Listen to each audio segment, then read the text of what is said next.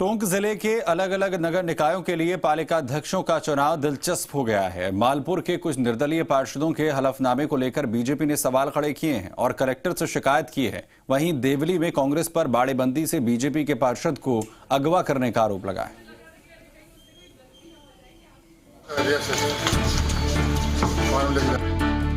टोंक जिले की 5 नगर पालिकाओं उनियारा, देवली, टोडा रायसिंह, मालपुरा और निवाई के पालिका अध्यक्ष का चुनाव होने वाला है। इससे पहले टोंक की स्थानीय सियासत में सरगर्मी और घेराबंदी तेज हो गई।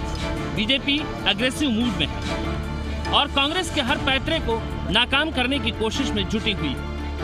देवली में बीजेपी ने अपने खेमे के निर्वाचित पार्षदों की बाड़ेबंदी की, लेकिन कांग्रेस ने बीजेपी के बाड़ेबंदी में सेंध लगा दी।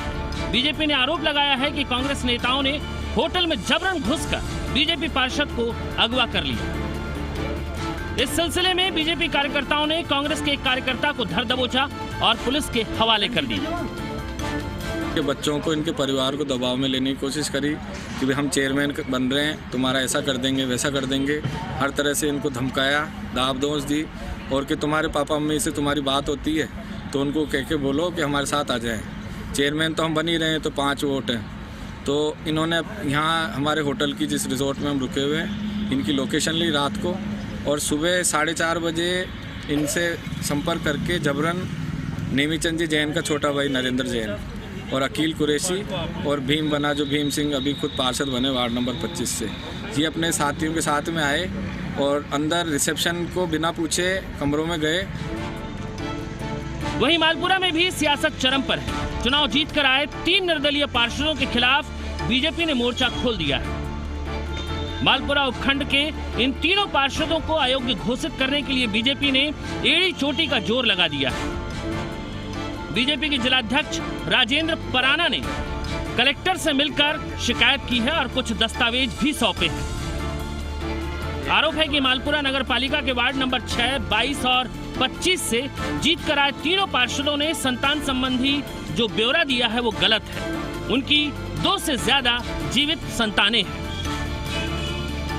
जिस प्रकार भाजपा के एक प्रत्याशी को चुनाव के दौरान एक तीसरी संतान होने पर तुरंत एक दिन में अयोग्य घोषित कर दिया गया था, उसी आधार पर हम मांग कर रहे हैं कि जिन 3 प्रत्याशियों को, जिनों के एस्टेब्लिश सत्य है कि रिकॉर्ड में उनके 2 से ज़्यादा बच्चे हैं, उनको हम चाहते हैं कि निलंबित किया जाए, उन्हें सस्पेंड किया जाए और उन्हें आगामी किसी भी नगर पालिका की कार्रवाई से रोका जाए। ये मांग करने हम सरकार के सामने कलेक्टर साहब के माध्यम से आए हैं। टोंक जिले में बीजेपी के वार से कांग्रेस की मुश्किलें लगातार बढ़ती जा रही हैं। इससे पहले बीजेपी निवाई में कांग्रेस के बागी एनसीपी के जीते दिलीप इसरानी सहित 17 पार्षदों को अपने खेमे में कर चारों खाने चित कर चुकी है और अब इन शिकायतों के बाद मालपुरा और देवली में भी कांग्रेस की मुश्किलें बढ़ती नजर आ रही हैं। पुरुषोत्तम जोशी, जी मीडिया, टोंक।